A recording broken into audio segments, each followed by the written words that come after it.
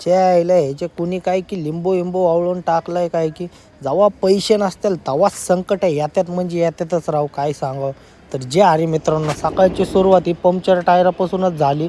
आता काय करावं म्हणलं, 100 बाऱ्या हे टायर पंक्चर व्हायले. त्यामुळं म्हणलं आता नवीनच टायर द्यावं टाकून.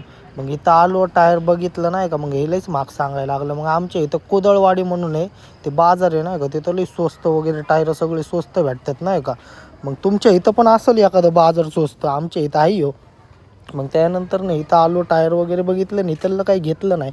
मग दुसऱ्या दुकानातलं घेतलं. मग मी तुम्हाला टायर दाखवतो नाही का, मी कोणचं टायर वगैरे घेतलेले. मग हे आपण टायर घेतलं आहे नाही का, 200 रुपयाला घेतलं आहे, स्वस्तात मस्त, काय करावं. मग त्यानंतर पंक्चर पण होतं. मग हे बघा जुगाड कसा आपला, फेमिक्विक लावायचं, 2 पंक्चर होते, एकच पंक्चर नाही का, 5 रुपयात गायब. मग त्यानंतर पेट्रोल वगैरे भरलं, मग फालुदा वगैरे पिला.